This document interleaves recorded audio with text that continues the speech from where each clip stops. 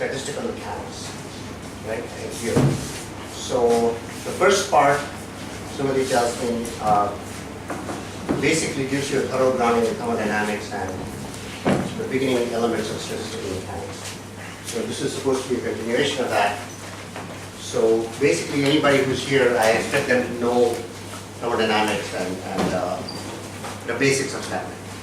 Okay, so this first lecture is supposed to be just an overview. I'm going to tell you what RG is, why it's useful, under what conditions it's useful. And then the second one will be just a basic review of thermodynamics and stat mech, just to understand that we're all using the same notations and everything. And then we'll really go into, the actual content. So for those of you who have not met me, please ask me lots of questions. Okay, I encourage questions during lectures. And sometimes if you don't ask questions, then I start asking questions of you. So it's actually dangerous to not ask questions. Okay, so you should ask questions. Okay? So, because usually Indian students just sit there and say, yes sir, yes sir, yes sir. But I don't want that. So if there are any objections, then it'll be even better. So if somebody says what you're saying is just wrong, that would be great. Okay? Good. So, let's begin. So, in this particular lecture, what I'm going to do is tell you what exactly is RG. And of course, first I'm going to define it in some vague way. And then, in order to make it a little bit more precise, I'm going to give you two toy examples. Okay? And hopefully this will make it a little bit clearer what it is, but it's still not, of course, the real thing. Then I'm going to become very abstract and talk about very large systems. Okay, so thermodynamically large systems.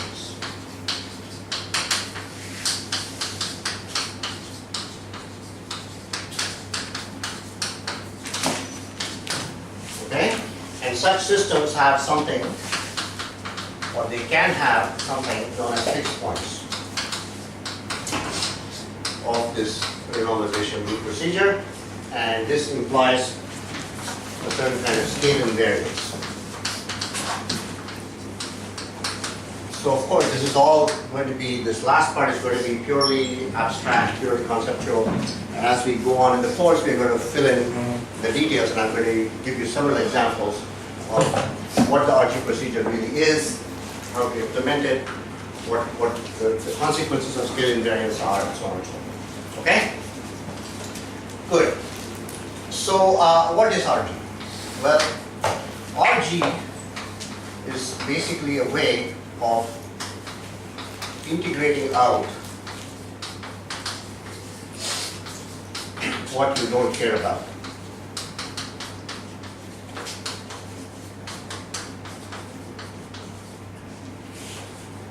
Okay? So it sounds very vague, but as we progress, we'll make it more and more precise as to what exactly it means to not care about something, why we don't care about it, and so on and so forth. Okay? So let me give you a few very, very general examples. So when we talk, for example, about water waves, right? So the equations that we use for water waves are the Navier-Stokes equations. Good. So there's some fluid dynamics. So we don't care about, there are of course all kinds of other things going on, right? Because there's, in water, there's hydrogen bonds, right? And if you go inside the nucleus, there are quarks, there are neutrons, protons, all kinds of very complicated stuff going on. But somehow all that doesn't matter for the water waves, right? So you can imagine that what we have done in constructing the Navier-Stokes equation, so somehow we believe that if you just start from some, Lagrangian that contains QCD and QED and everything else, right? The theory of everything. Suppose we start from there and then we go into the water, eventually we should be able to derive the Navier-Stokes equations, right? This is what we all think as physicists. Okay, but it's really hard, but nobody's ever really done it. So imagine that you can do it. Okay, so somehow you have integrated out all the quarks and all the hydrogen bonds and everything else. And what you're left with is the Navier-Stokes equation. So that's an example. Of course, historically, that's not how the Navier-Stokes equations happened, right? Nobody knew the theory of everything. They just did some phenomenology and got the Navier-Stokes equation. Okay? So that's an example of what ideally R should be like. So what is it that we want to integrate out typically? We want to integrate out stuff that is very high in energy. Okay? Because when we do an experiment, we're doing it at some energy scale. And we don't want to worry about things that are much, much higher than that. So that's what we want to integrate out, usually. Oftentimes what happens is that the stuff that is very high in energy is also very short in wavelength. Okay? That's sort of easy to understand quantum mechanically, right? Because there's the Renormalization relation that says that the momentum is basically h over lambda, and so the shorter the wavelength of something, the greater its momentum, and therefore the greater its energy. Okay? So usually, what you don't care about, this part here, this is high energy or short wavelength.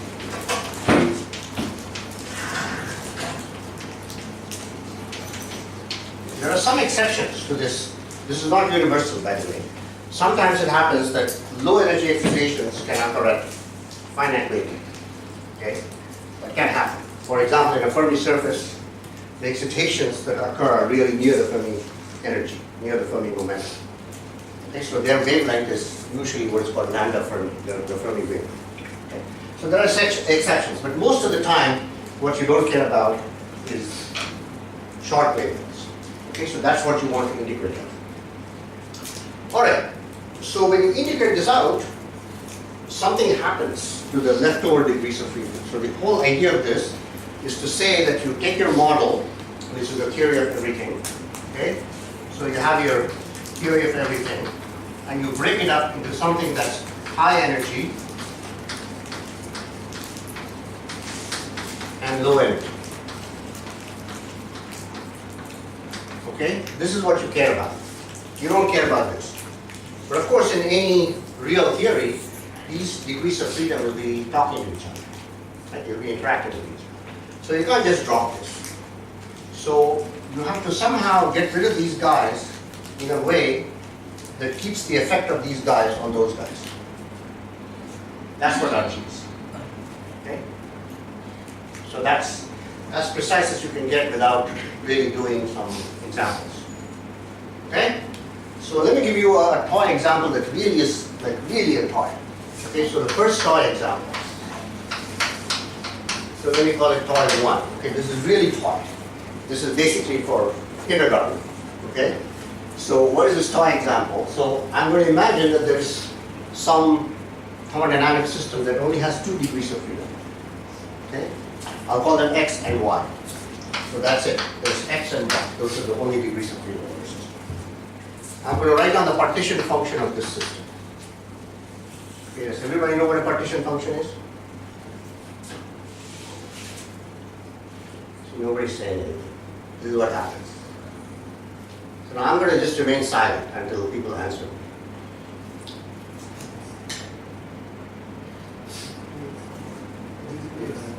Is a function of the energy, the possible energies of a system. A partition function is a function of the possible energies of the system. Okay? That's right. Summed over all the states that correspond. T, A and B. Temperature A and B. Okay. All right. So it's a function of T, N, and B. Very good. So what is it? So sum over all states, e to the Okay. power minus beta ES. Okay, e to the power minus beta E alpha. Okay. Very good. Okay, so that's good enough, right? We'll come to it later on when we do the review of thermodynamics. We'll come to it. But this, of course, is too complicated for my purposes. So I have only 2 degrees of freedom. So I'm going to assume that these degrees of freedom are continuous and they range from minus infinity to infinity. Okay? So you know it's either minus something, right? Good. So what is the energy of these guys? I will say it's A times x squared plus B times y squared plus something. Okay? C times x squared y squared. All right? So this is sort of a cartoon of what I was saying here. Okay, so your X is your low energy. This is what you care about. Your Y is your high energy. Okay? You don't actually care about this, but unfortunately, it is talking to your low energy degrees of freedom. So you have to care about it. Okay? So what do you want to do? Well, this is your theory of everything. Okay, it's got low energy, it's got high energy. Now what I'm going to do is I'm going to integrate out the high energy. In this case, it's literally integrating it out. Okay? I'll integrate it out. So this you can do, right? It's just some Gaussian integral. I do it, and what I get, of course, is e to the minus a x squared. That part remains the same. It doesn't depend on y. Y integral is just Gaussian, so I integrate it out, and I get something that looks like, that's what I get. Everybody with me? Okay? Now, Gaussian integrals are really the simplest kinds of integrals we can do. And we're going to be doing a lot of Gaussian integrals in this course, because everything is just Gaussian integrals. So here now what I'm going to do is I'm going to rewrite this in what may seem like a needlessly complicated form. But, you know, let me take the root pi outside. I'm going to write it as minus ax squared minus 1/2 the log of b plus cx squared. Okay? So this guy, sometimes it's called the energy functional.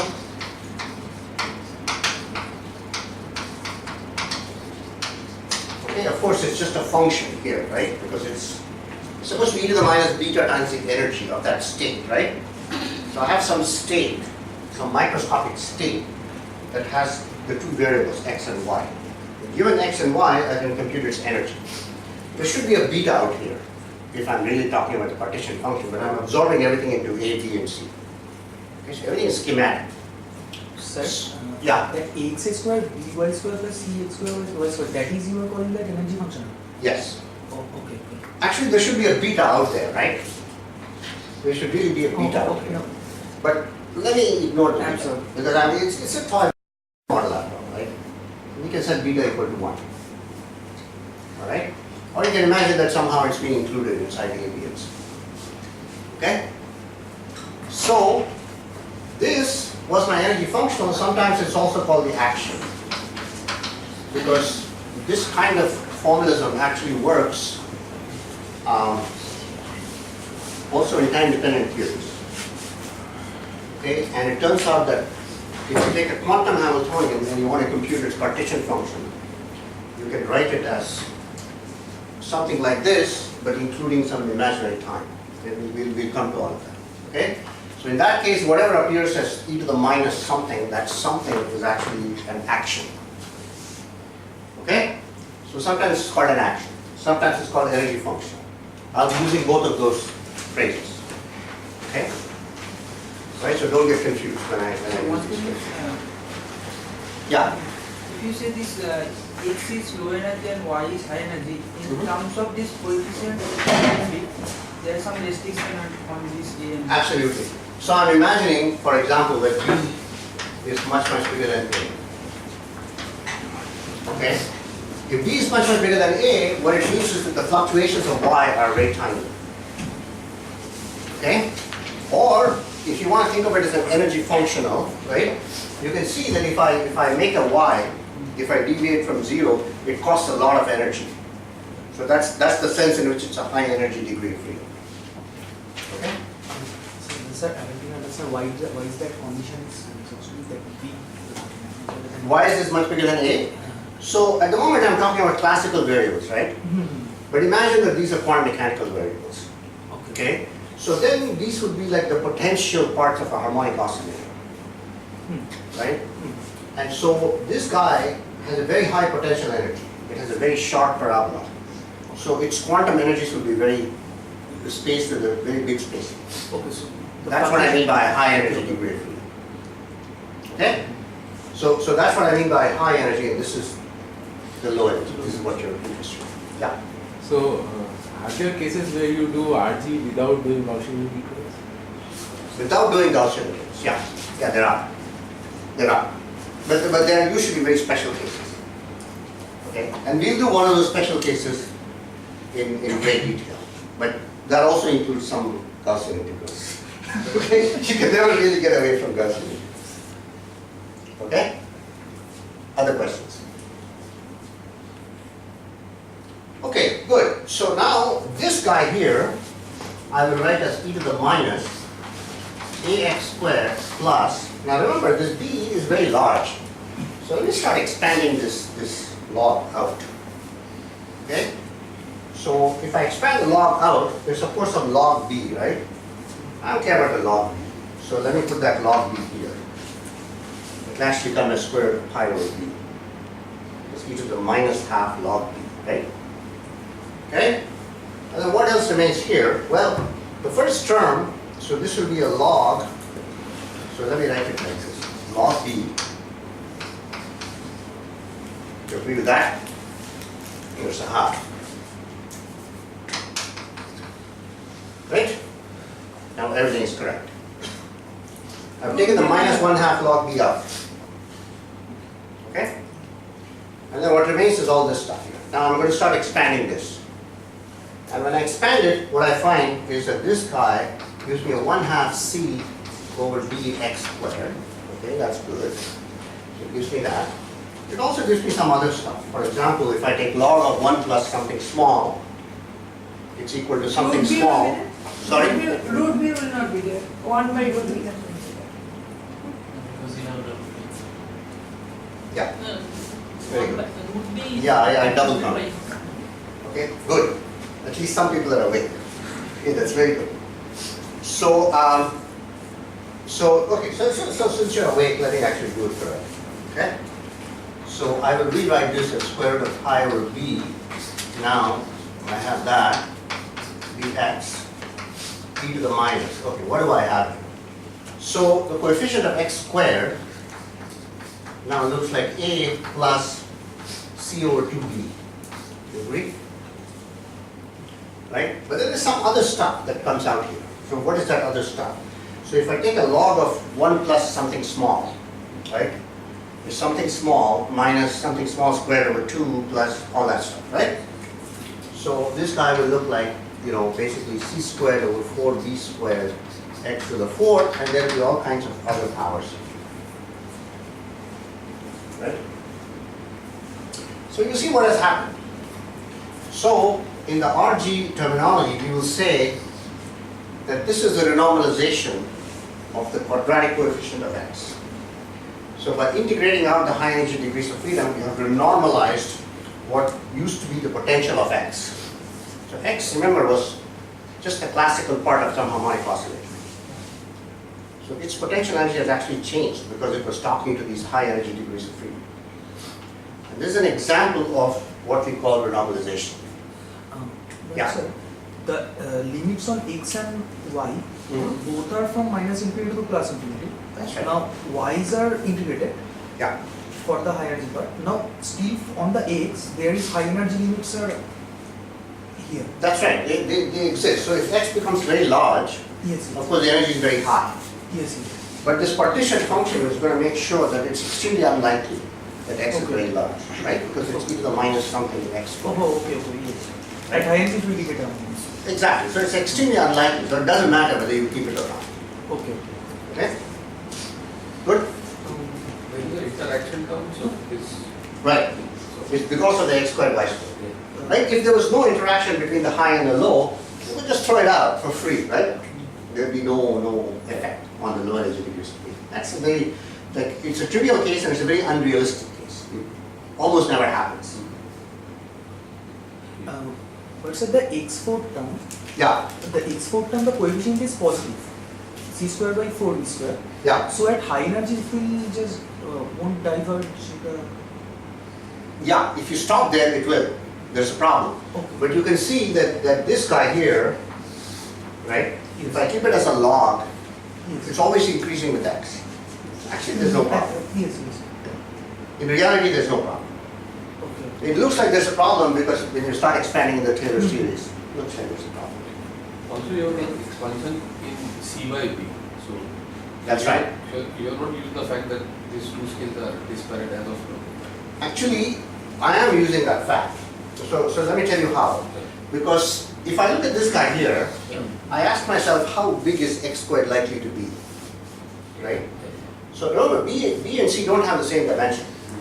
So A and B have the same dimension if x and y are similar degrees of freedom. But C actually has a dimension of A times B. Okay? So really, what is the correct comparison I should be making? So let me say that if I just forget about the y completely, right? Then the typical size of x squared is of order 1 over 8. You agree? Right? If you want to be precise, it's 1 over 2a. It doesn't matter. It's of the scale of 1 over 8. Alright? So now I ask myself, what will this be here? If I want to expand this out, this is really like b plus c over a. Right? So what I really want, the condition I want is b is much bigger than c over a.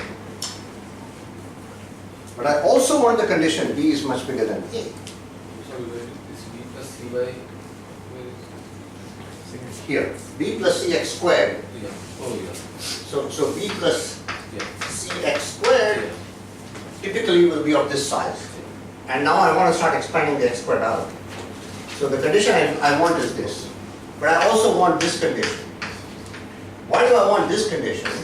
This is the condition that tells me what I should be interested in. Okay, this is the condition that tells me that y is a high energy degree of freedom and x is a low energy degree of freedom. Okay?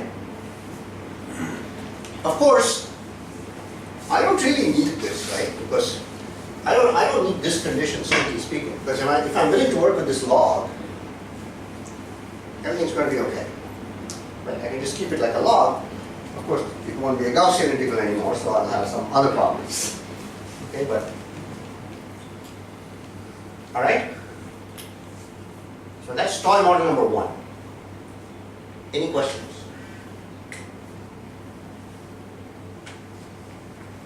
Okay.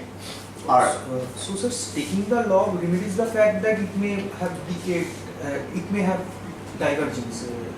You are saying that because log is always an increasing function of x. So all the time that we are going to be talking here, we're going to be talking about energies that are bounded from below. Okay, and I'm going to just, make the normalization of the energy such that that lower bound of the energy is 0. So the energy will always be positive. So there will never be really a problem of energies being unbounded below 8. But if you expand the log, you can by hand put a cutoff to the x integral. To the x integral. Yeah, I mean if you Yeah, expand, you can. yeah. You can. That will also make the integrals very odd to me. Okay, so, okay? Good? Alright, so, now that is really a cartoon. Now I'm going to tell you something that's actually quite useful in condensed matter physics. Okay, it's a second toy example. This is going to be very useful. So it's worth really understanding. So this is again a very simple thing. All I'm going to take is I'm going to take 2 sites. I'm going to call them site 1 and site 2. And there are some 2 electrons sitting in the system. So Yeah. you might have answered this, but so how many terms like you can keep, you need to keep? It's- Here? Yeah. How many terms do I need to keep? Okay, excellent question. So it depends. Okay, it all depends on many things. So how should I say this? Generally, what happens is in the systems that we're interested in, when we talk about phase transitions, you will only keep a finite number of them because there will be some very good reason, which we don't know yet, but we will discuss later on. There will be some very good reason for throwing away the higher order terms. Okay? So, but you have to have a reason for throwing them away, right? That's what you're really asking. Yes, there will be a reason. Okay, that's actually one of the key properties of this renormalization. Okay, it actually tells you what you should keep and what you should throw away. Okay? Good. Other questions? So, yeah, say you're looking at 5-volt reading Yeah. in the quadratic term there you would only have 5 square terms. Yeah. And you would, Right. you would intend to sort of break every 5 field into low energy modes and high Yeah. energy modes and expand this out, right? Right. In that case, how would you ensure this condition be greater than A2 volt? In that case, Well, it will not actually hold in this greater than. You can certainly make it greater than. Right? That you can do. Okay. maybe you get into that. And then, so it's a question of self-consistency, right? As you do this, you ask yourself, what is happening to the interaction terms? If they're growing, then you're dead. There's nothing much you can do. It tells you that the process is out of control. If they're actually decreasing, then you're self-consistent. We'll get to all of that. Okay? All right? Okay? Are we done with that first thought? We don't have to be. I'm happy to discuss it for 2 days. Okay? So, don't be afraid to ask questions.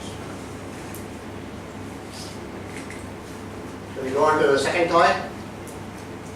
Okay, second toy is somewhat more complicated, but it's much more useful. Okay, so here are 2 sites, 1 and 2, and there are 2 electrons in the system. So what's my Hamiltonian? So the Hamiltonian involves a hopping between these 2 sites. So electrons are allowed to hop between neighboring sites. And whenever 2 electrons are on one side, then there's an extra energy cost because they repel each other. Okay, so think of these 2 sites as maybe 2,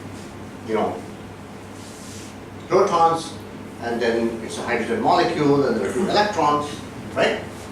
And the electrons can hop between the 2 protons, and then whenever both the electrons are very close to a single proton, there's an extra Coulomb energy cost. Okay, so that's the Hamiltonian.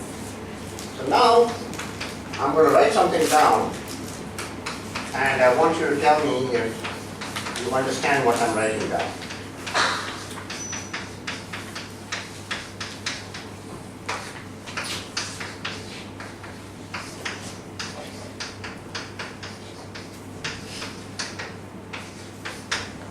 Okay? Because everybody had quantum mechanics and second quantization. Okay, nobody's saying anything. Few of these guys have just come to the campus. Okay? So how many of you have never seen this? I have no idea what I just wrote down out there. It's okay. Ignorance is not a crime. Okay, if you don't know this, it's fine. Just tell me that you don't know. Okay, you don't know it. Anybody else? You don't know it. You don't know it. Okay, so then you won't get much out of the rest of this particular toy example. But it's okay, okay? Because later on we'll be doing something that doesn't actually concern yourself with this so much. Okay? Good. So this tells you about the hopping from 1 to 2, and it also tells you that the hopping conserves the spin. So this S can be either up or down. Okay? So these are spin-full electrons. They're hopping between the 2 sides. And this tells you, this minus sign here tells you that when they delocalize, they lower their energy. Okay? So this is like a discrete analog of the kinetic energy. Kinetic energy is P squared over 2m, and it says the lower the P, the more delocalized I am, because the bigger my wavelength is, and therefore the lower my energy. This is exactly the same thing. Okay, it's saying it in operator form. This N is the number of electrons at site 1. So it's C dagger 1 up, C1 up, plus C dagger 1 down, C1 down. Okay, and similarly for site 2. All right? So what does this term do? This term, we agree, hops the electrons from the one side to another and back. What does this guy do? This guy says that if N1 and N2 are both 1, then there's nothing, because 1 squared is 1, 1 squared is 1, 1 plus 1 is 2, minus 2 is 0. So there's no extra energy cost, okay? On the other hand, if both the electrons are sitting on atom 1, then this will be 2 and that is 0. So this will be 2 squared is 4. 4 minus 2 is 2, divided by 2 is 1. So there will be an extra cost of U. So if both the electrons are sitting on one atom, there's an extra energy cost U. Alright? So that is the effect of that interaction. Alright? Very good. Now, this problem is so simple that you can actually completely write down the Hamiltonian. You can write down the full Hilbert space, you can write the Hamiltonian in the Hilbert space, diagonalize it. Okay? Everything can be done, but we're not going to do it exactly because that wouldn't serve our purpose, which is to illustrate from RG. So what we're going to do now is we're going to look at the Hilbert space and divide up the Hilbert space into 2 sectors, a high energy sector and a low energy sector. And we're going to try to integrate out a high energy sector. Okay? And this is not going to be actually an integral, but I'm going to use the same words, integrating out. Okay? Alright, so what are the states? Well, I'm going to write down the states in the following form. Okay, so by this, I mean the following state.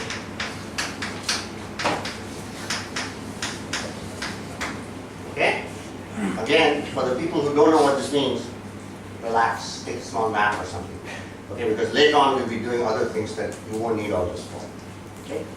But maybe you want to just go back and check in, I don't know, Landau and Lipschitz or whatever your favorite textbook is. Okay? Sir, excuse me, but Yeah. can you write a little bit lower from the... Oh!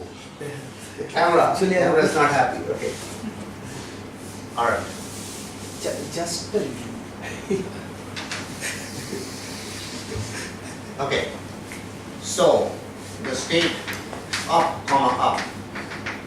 Is C dagger 1 up, C dagger 2 up on the clock vacuum, right? The state up, comma, down is again C dagger 1 up, C dagger 2 down on the clock vacuum. My convention, it's actually important to sort of define these states properly. Properly meaning to know what convention you're using. Okay? Because the sign of the matrix elements depends on exactly how you define these states. So this state, down and up, is C dagger 1 down, C dagger 2 up, and down, comma, down, as you might imagine, is this. Of course, there are 2 other states. These are not all the states. These are states in which one electron is on one atom, another one's on the other atom, and they may have various kinds of spins. Okay?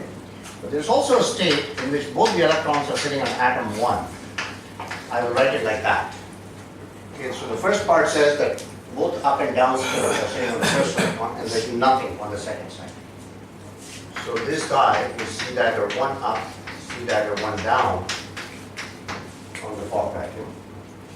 And similarly, this guy is C dagger 2 up, C dagger 2 down. Okay? Good. So now we sort of know what the high and the low energy states are, right? Because I'm going to be assuming that U is much bigger than T. Okay, so the repulsion is very strong. Let's consider that case. Alright, so these are states in which 2 electrons are sitting on one atom. So these are high energy states because of U. Right? Those guys, those 4 guys are low energy states. Okay? Now, what I'm going to do is I'm going to write the Hamiltonian down. There are 6 states in this Hilbert space. I'm going to write the Hamiltonian in this 6 by 6, as a 6 by 6 matrix. Okay? Now, you'll have to trust me that the sign of the matrix elements is what I say it is. But if you want, you can work it out. Okay? So, Questions? Yeah. this is just the n equal to 2 sector. Yeah, So there are That's other higher energy. of course, of course. So I'm working at constant number, and my number is 2. So just think of the hydrogen molecule. Okay? So what does this Hamiltonian look like? So here's what it looks like. So this, yeah. Question? No. All right. So this will be, so, can the camera see down below here? Yes, yes. Okay, good. So, let me write this as up, up, okay? This guy is up, comma, down. This guy is down, comma, up. That guy is down, comma, down. This guy is up, down, comma, 0. This guy is 0, comma, up, down. Okay? And similarly for that one. So this is going to look like U and U. You guys agree with that? Because those are the states that are high energy. Alright? Now here, it turns out that everything is 0 here.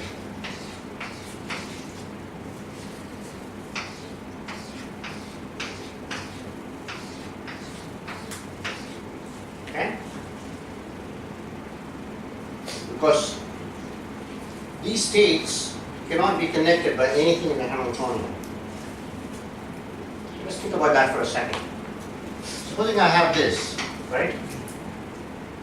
Now, can the Hamiltonian connect this? There's one up, there's one up and two up, right? So there's one electron in each of the protons, and each of them has an upspin, right?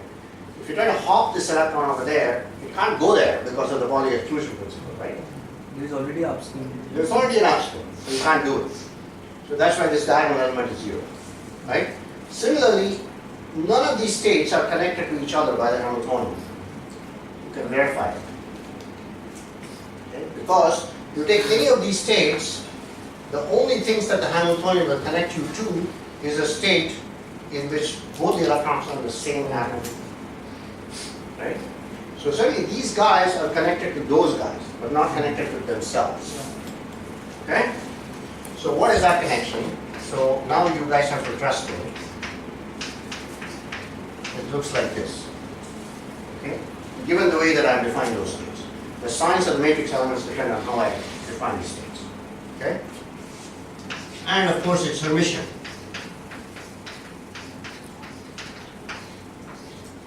Okay? So this is what I have. So you see, here's my problem. If I want to get rid of the high energy states, one thing I can do, a very stupid thing I can do, is just throw away that sector completely. Right? So I say, okay, I just don't want to have anything to do with the high energy state. But unfortunately then, what I'm left with is a 0 Hamiltonian. So it doesn't tell me anything. So that says that I've got to somehow keep the effect of these states on the low energy states. Okay? So I have to do it. So now how do I do it? Alright. Now here's a very useful trick. So remember that if I have my eigenstates, so the eigenstates are of the following form. So I have some eigenket alpha, and it's going to be E alpha times psi alpha. Correct? This is just one way of writing the time independent Schrodinger equation. Okay? Now, what I'm going to define is I'm going to define something that I will call G. Okay, it's a G of omega. Okay, sometimes it's called the Green's function of this Hamiltonian. There are other names. Okay, sometimes it's called some resolvent kernel or some such thing. Okay, but anyway, basically what it is you take omega times the unit matrix minus the Hamiltonian, and you take the inverse of it. And that guy is defined as G of omega. It's a matrix. Okay, it's a matrix. More generally, you can think of it as some operator in Hilbert space. Okay, if you want to think about it that way. It's a matrix. In this case, a 6 by 6 matrix. Nice thing about this matrix is that if you look at the poles of this matrix, the poles of this matrix will occur at the eigenvalues of the Hamiltonian. And that's the beautiful thing about this matrix. Okay? So, by looking at this guy, you can actually tell what the eigenstates are. If you can define this function in the complex omega plane, okay, and look at its singularities, they will be simple poles at the eigenvalues of the Hamiltonian. Okay? Good. So we want to compute this. Alright? Good. Yeah. One small point. So Yeah. since Hamiltonian has real eigenvalues, You will always have real poles. Mhm. So why define it in the complex plane? Because I want to go around the poles and do various things. Okay? Especially if you're talking about a continuum of eigenvalues, then it's very useful to make omega complex. Okay? Alright. So I'm not going to use any of that here, by the way. This is just for your information. Alright, so good. So I want to be able to take the inverse of some matrix that looks like H except for some offset, which is omega times some unit matrix, right? Alright. So what I'm going to do is I'm going to do something a little bit general now, and then I'm going to apply it to this particular case. So let me define this matrix, which I will say is omega minus H11.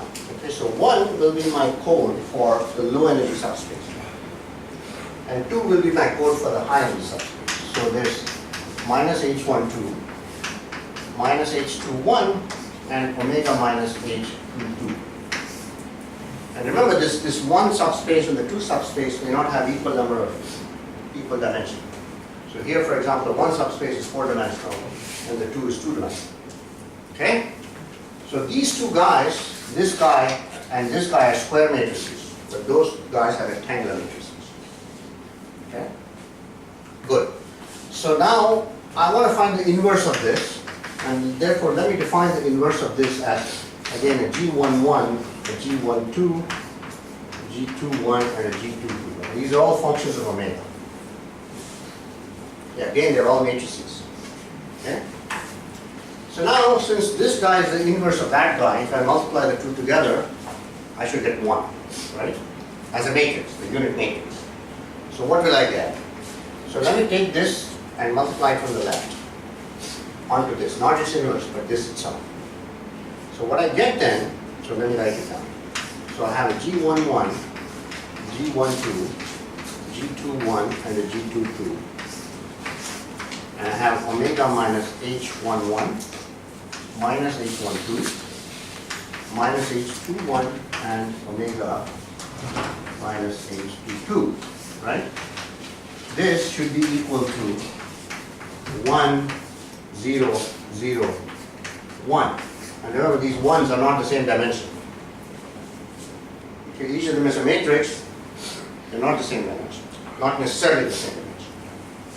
Okay, so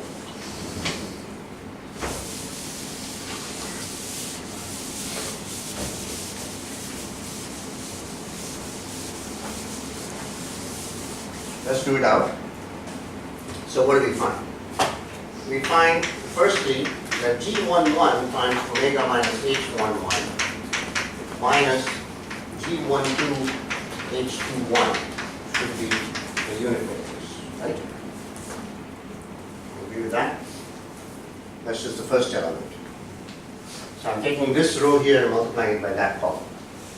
Secondly, I'm going to take this row and multiply it by the second column, and that tells me that minus G11 times H12 plus G12 times omega minus H22 is equal to 0. Correct? And there are two other equations, but I won't need them. I'll just work with these two. From the second guy, I can infer what G12 is. If this is a square matrix, because H22 is a square matrix, I can invert it. So this tells me that G12 should be equal to G11, H12, omega minus H22 inverse. Right? It's a right inverse. I right multiply with an inverse. When there are matrices, I have to worry about which order I'm multiplying in, right? Whether it's from the right or the left. Here, it's multiplied from the right, right? So I have to make the inverse from the right. Okay? Good. Now I'll put in this value of G12 over here. And what do I get?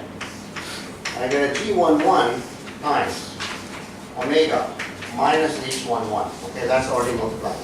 So this G12 also has a G11 in it, right, to the left. So I've already taken that out. Therefore, I have the rest of it in here. So, what does it look like?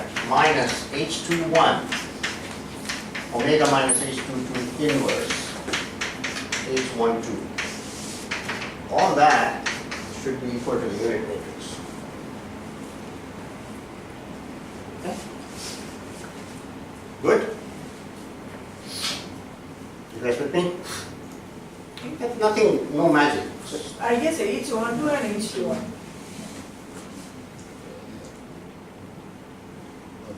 sorry? Yes, H1 to H1. This is H21. The last line.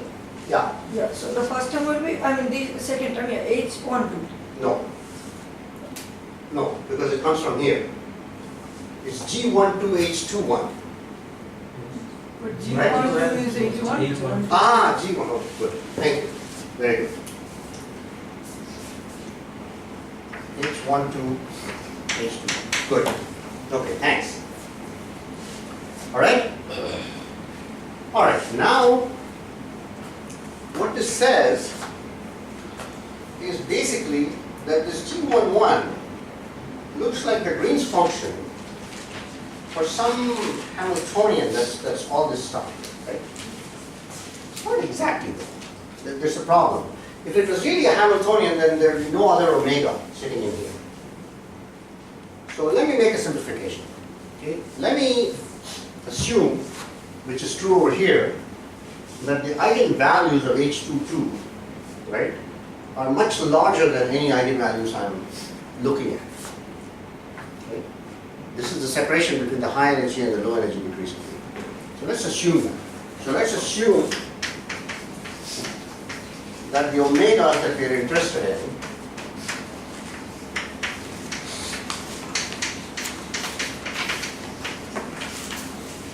are much, much smaller than eigenvalues of H22. I'm just going to write H22. Okay? If that is the case, then I can go in here and forget about this omega as compared to H22. Right? So then this looks like G11 times omega minus, okay, now I'm going to put a bracket here, H11. Okay, that's this. Then there's a minus sign. And it's H12, H22 inverse, H21.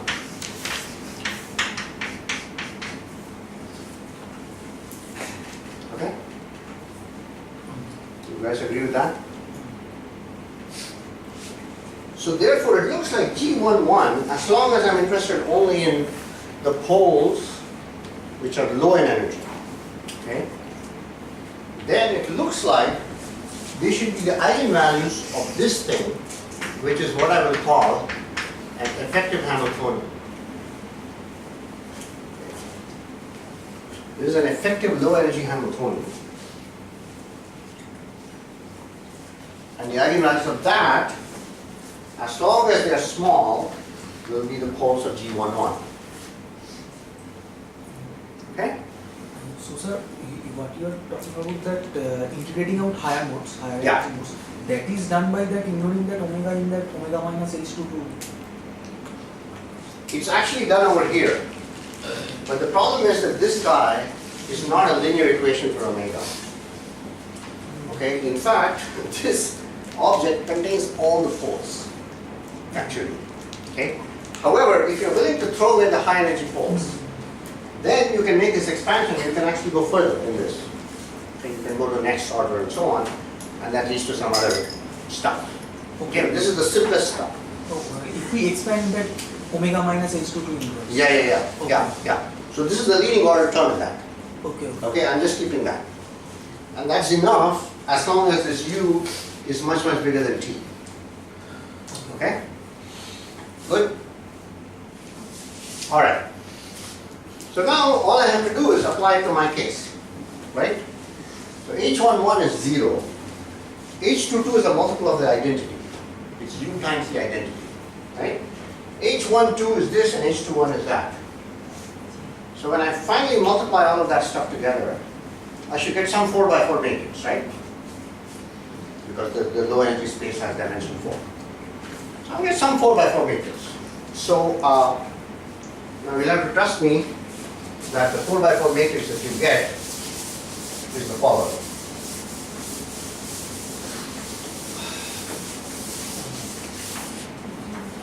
So this H11 effective is the effective Hamiltonian is minus t squared over u. Okay, where are these things coming from? The 1 over u is coming from H22 inverse. Okay, the two powers of t are coming from one from H12 and one from H21. Okay, and some 4x4 matrix. So let's see what it is. So it's zeros.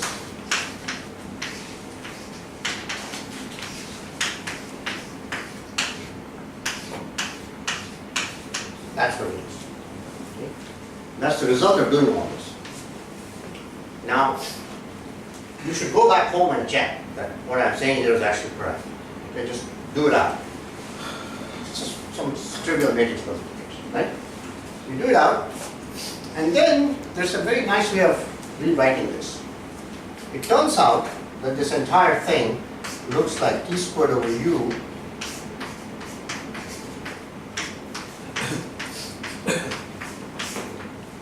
something like that. Okay, what are S1 and S2? S1 is the spin operator of site 1. So it looks like C dagger 1 S sigma over 2 S prime C1 S prime, and of course S2 is similar, except that site 1 is replaced by site 2. Okay? So basically this says that so there are two things that are noteworthy here. One of them is that there's a new energy scale that came out of integrating out the high energy scale. So in the beginning, we had two scales. We had T and we had U, right? And when U was much, much bigger than T, we integrated out the high energy states in this way. Okay, I'm using the word integrating out even though we haven't actually done any integrals. You are Right? summing over 2 in that, some index, right? I'm summing over something, so you can consider that as an integral if you want. Okay? But I'm going to use these words even though I may not actually be doing an integral. Okay? What it really means is that I'm somehow getting rid of them while keeping their effect on the low energy degrees of freedom that I'm interested in. That's what I will mean by integration. Okay? So what has happened is the following. There's a new energy scale that has emerged, and that's t squared over u. Okay? It's a new energy scale. Secondly, very interesting, is that even though your initial Hamiltonian had nothing explicitly dependent on spin, right? Because the energy, one of them was just a spin conserving hopping, didn't depend on spin. And the on-site interaction, the repulsion, just had to do with the charge, the total charge on each proton, right? That's all it had to do with, no spin. The resulting Hamiltonian somehow says that it wants to be antiferromagnetic. So you see, this is a positive number times S1 dot S2. To make it as small as possible, you want the two spins to be anti-aligned with each other. Okay? So it's become an antiferromagnet just by going to low energy. So the effect of these high energy states is very profound. Okay? It makes these guys interact with each other in a way that you might not have expected just by looking at that Hamiltonian in the beginning. Okay? This particular example occurs very often in condensed matter physics. In very many quantum magnets, this is one of the mechanisms that occurs. Yeah. So can I iterate once more? Mm-hmm. Can I do the same whatever folding or whatever you did? Can I do Okay. it once more? Very good. So it depends on whether you have a hierarchy of scales, hierarchy of energy scales. Okay? So in these two examples that I've given you, they're finite systems, right? So at some point you have to stop because you run out of degrees of freedom, right? Now, at this stage, you can ask yourself, can I throw out anything else? Yeah, you can, because there are two other degrees of freedom that are sitting here, the up-up state and the down-down state, okay? If you really solve this problem, it turns out that this, of course, has a singlet state and a triplet state. Okay, there are two spins. They're both spin a half. by angular momentum coupling that you can make an S equals 0, total S equals 0, or a total S equals 1 out of these two spin halves, right? So the total S equals 0 state is the lowest energy state, and that's the antiferromagnetic singlet. The other three are all energy 0, really. Okay? And so if you want, you can throw away those as well, and just look at singlets. And then you're out of options, right? Because you've reduced your Hilbert space down to one state. And at that point, you can't integrate out anything else.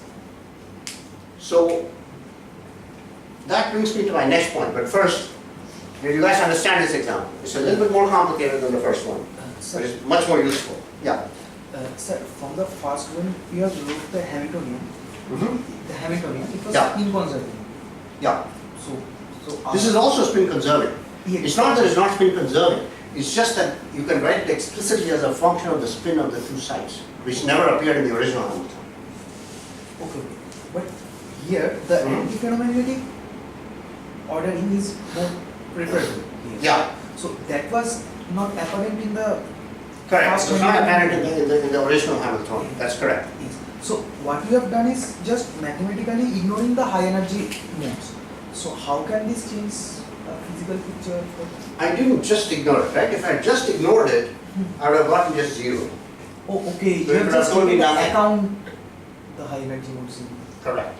And taking account of the perturbation, the connection between the interaction between the high and the low energy sectors, that is what is inducing this effective interaction in the low energy sector. Okay? There's a much more simple way of thinking about it, much more physical way of thinking about it, which is as follows. If you have these two, right? Now, if you have an upspin here and an upspin here, then they cannot hop at all, right? Because of the Pauli exclusion principle. So there's no way for them to delocalize and lower their energy. On the other hand, if it's an upspin and a downspin, they can virtually hop over here, pay some energy cost, right? But they can do it for a short time, and then they can come back. So they can delocalize at least a little bit.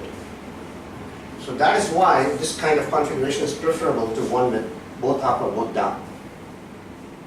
So that's really the physical reason. It's very simple, but I'm doing it this way just to illustrate it as an example of, a toy example of origin.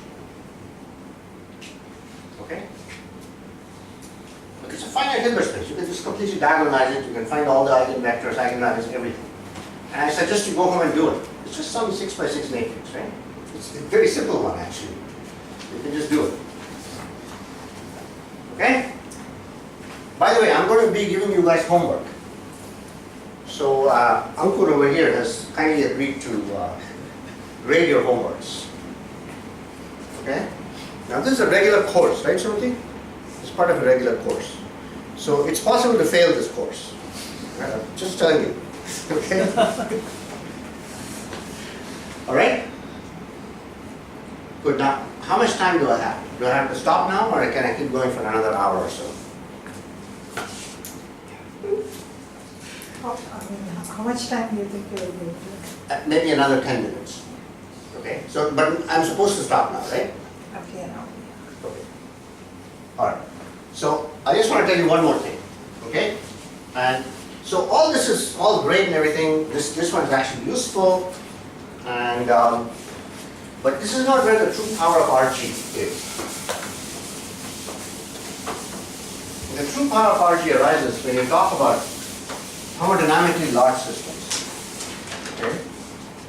So let's imagine some homodynamically large system.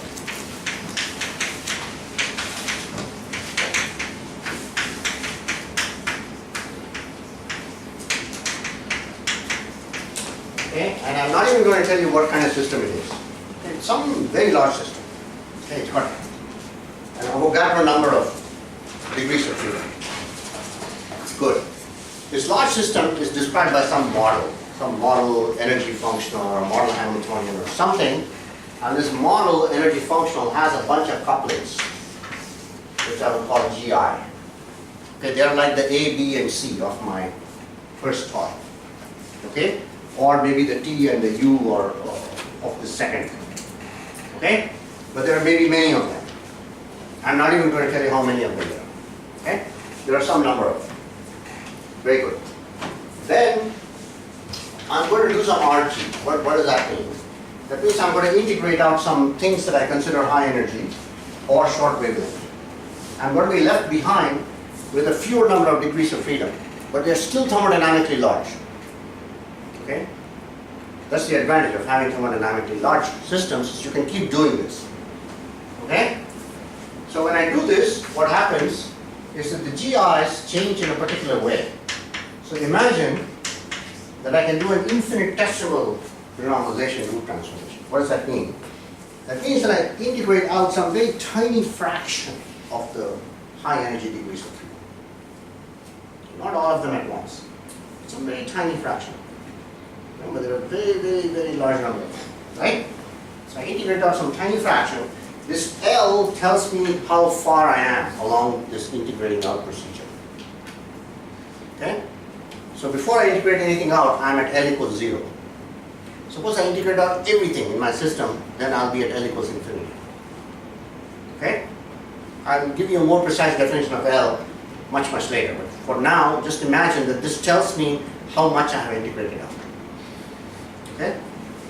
So this, of course, each of them will have a different function. What can this be? This can only be a function of all the other couplings. Okay? So they all start mixing with each other when I do some arching. Okay? Just like, for example, here, I had a new coupling which was some function of the old couplings. Right? So this is an example of this Fi. Again, in my first Toy model, the A changed to A plus C over 2B or something, right? So that's another example of how these things look. Okay? Good. Now, of course, because it's an infinite system, or at least a very, very large system, I can keep doing this. Okay, good. Suppose I keep doing this, and imagine, suppose there exists some set which I will call Gi star, such that Fi of this Gj star, all of them are equal to 0. This seems like a very strong condition, right? But you want all these functions to vanish. But you'll see that this is actually not so strong. You can do it. Can you define G's again? I mean, you define G's are some parameters in your, either your Hamiltonian, if it's a quantum system, or your partition function, your energy functional, if it's a classical system, right? It's something that tells you what the different couplings are. So imagine some giant space of all possible Hamiltonians, right, for your particular kind of system. So imagine you're talking about a spin system, right? So there could be, 2 spin interactions, 4 spin interactions, 6 spin interactions, 1500 spin interactions, so on. They're all the GIs. Okay, the coefficients of those operators are all GIs. Yeah? Just one point of Mm-hmm. So, in this argument, we have assumed that the set of GI, the total number, Yeah. how they're changing, we haven't talked about that. So, is the number of GIs can change? Like, I'm not going to tell you anything about the GIs. I'm assuming that there's some finite number of them, even though the system is thermodynamically large. I'm assuming there's a finite number of them. Okay, it may be 10,000, but it's finite. It's not an Avogadro number. Okay? Then the question arises, how do you know there's only a finite number, blah, blah, blah, blah. We'll get to that later. Okay? But let's say I know for some reason that there's only a finite number. Okay? Good. So given this, then you see this point is a very special point. This is called a fixed point of the renormalization group flow. So what does that mean? That means if you construct a model that is sitting at that point, remember all these things are coefficients in your energy functional or your Hamiltonian, right? Think about Hamiltonian. So there's a particular Hamiltonian that when you do RG on it, nothing happens to it. It's the same Hamiltonian. But remember, when you're doing RG, you're changing the scale at which you're looking at the phenomenon. Okay? So this guy is scale invariant.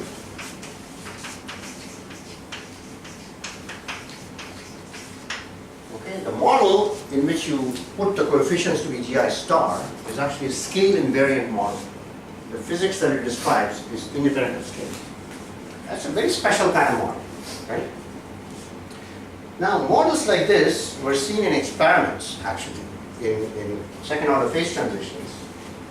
They were actually seen that you do develop some kind of scale difference exactly at the second order phase transition point. So this seems like a very natural way of describing such systems. Okay? Now, let's go a little bit further. Let's ask ourselves, what happens if you go slightly away from this fixed point? What would happen? So for that, let me come over here. Probably his comment was that number of GIs remains fixed throughout the RG. The number of GIs remains fixed. Absolutely. So that was Yeah. So in this case, you see, I got something that wasn't present in my original Hamiltonian, right? So that tells me that maybe I should have put it in the first place, right? Because this is a possible interaction.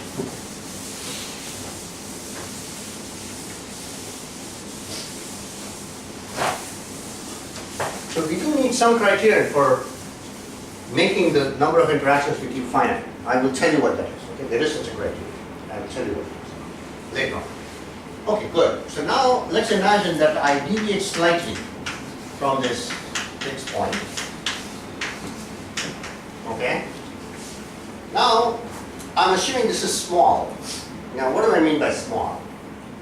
Well, I really don't know. But what I actually mean by small is that in that equation, so I can say that d of delta gi over dl, right, should be this function f sub I, because it has to represent the flow of the ith coupling, right?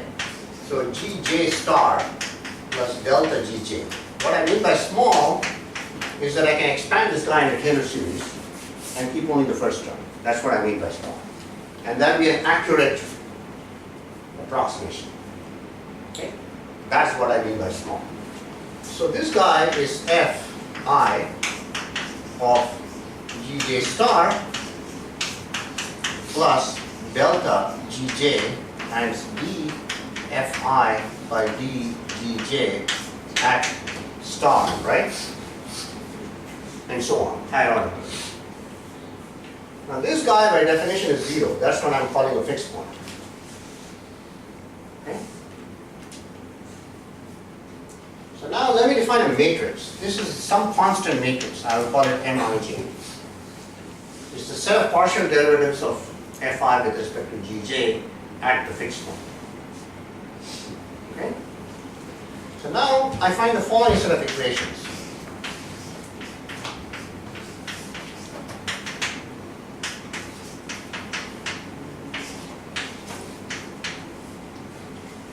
Okay? So it's some large number of coupled partial differential equations. But of course they're linear, so it's very easy to solve them. How do you solve them? You diagonalize the matrix Mij.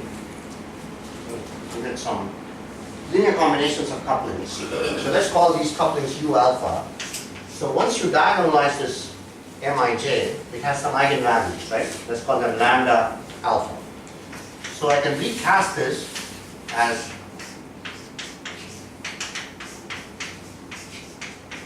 there's no sum on alpha, okay? Now I can decouple all of these couplings. Each of these U alphas is some linear combination of the delta G's. Okay? Good? So far so good? Okay, so now comes the crucial point. If this lambda alpha is greater than 1, then if I deviate slightly, so this is delta, I'm sorry, not U alpha, but delta here. If lambda alpha is bigger than 1, then if I make a small deviation along that particular direction, that deviation is going to become bigger and bigger and bigger. So you're going to go away from the fixed point. Okay? This is called an unstable direction. Another name for it is a relevant direction or a relevant coupling. Okay, these are all words that you will hear. Okay, this kind of coupling for which this eigenvalue is bigger than 1 is called a relevant coupling. On the other hand, if lambda alpha is less than 1, then you deviate and then it becomes smaller and smaller and smaller, so eventually it comes back to the fixed point. Right?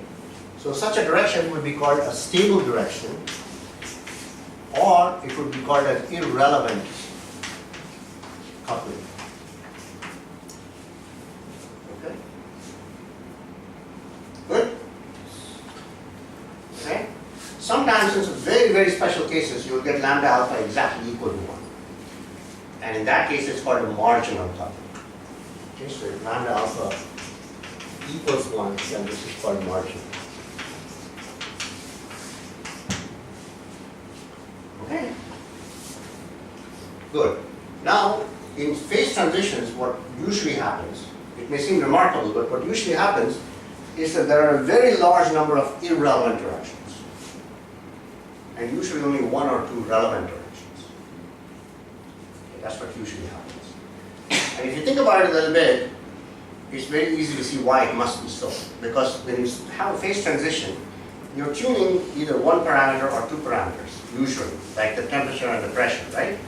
So for the liquid-gas phase transition, usually it's first order, right? The volume of water is the first order phase transition.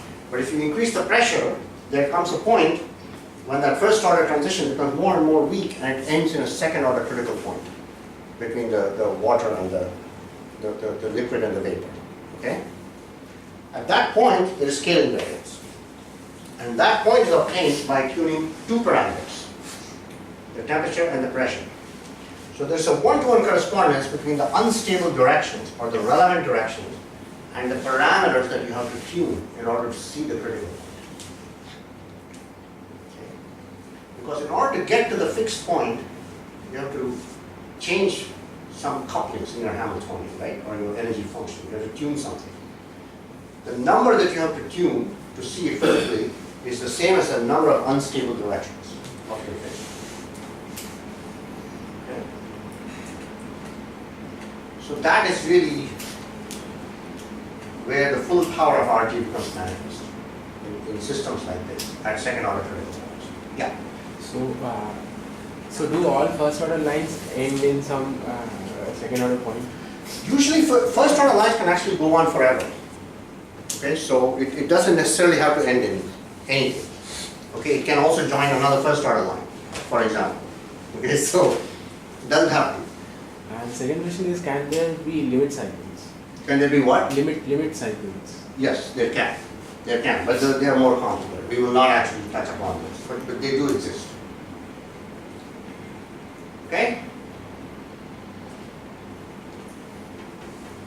Other questions? So you give example of this pressure and temperature. So, but GIs are couplings.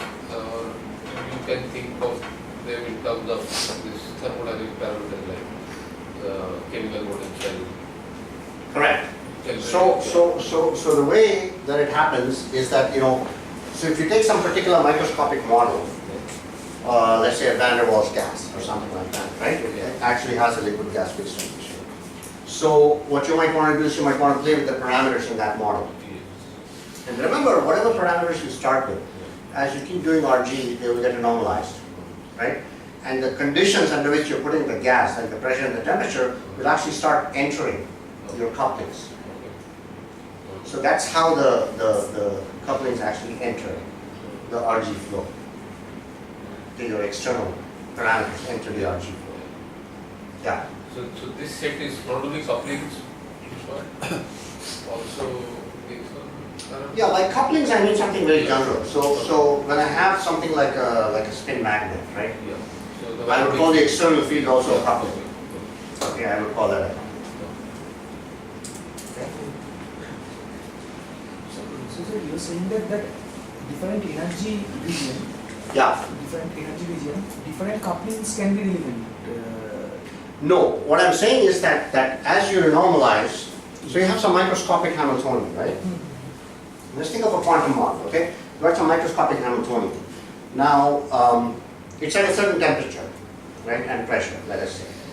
But of course, the microscopic Hamiltonian doesn't know about the temperature and pressure, right? But now you put it in that temperature and pressure bath, and you start to normalize it.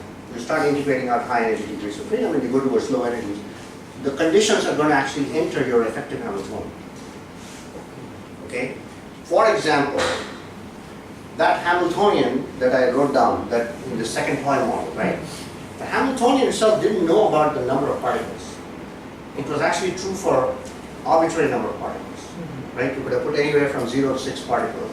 That Hamiltonian was the same. But when I put in the condition that there were 2 particles, then it separated out into a low and a high energy sector. So the filling of the system, those 2 electrons, actually entered that Hamiltonian, the low energy sector.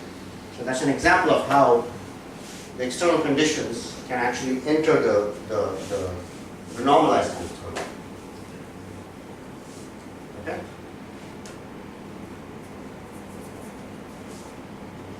All right? We can do this RT in the opposite direction. Means, is that relevant? Actually, you can't. Because, especially if you're near a fixed point, so there's something similar to forgetting that happens. Because you see, if you have an irrelevant direction, you're going towards the fixed point. So actually you forgot where you came from. See what I'm saying?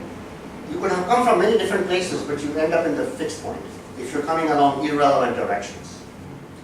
So you cannot run it backwards. So it's actually not a group. Formally it's called a semi-group. But because of the way we thought about it in the 60s and 70s, we call it a group. You can run it backwards, providing you make some assumptions. Okay? If you say that I'm only going to keep 2 or 3 couplings, then you can run it backwards. Okay? We'll come to that later on. But under some restrictive conditions, you can run it backwards, but usually not. Okay?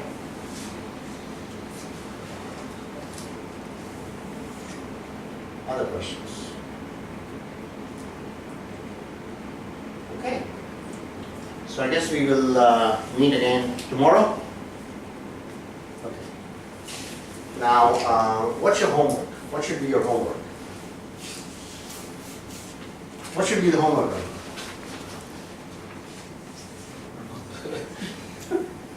There should be some homework.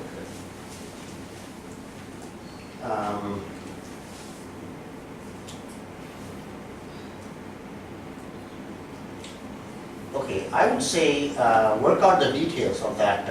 But some people don't know the second quantization. No, I think except the people who joined today, rest of them.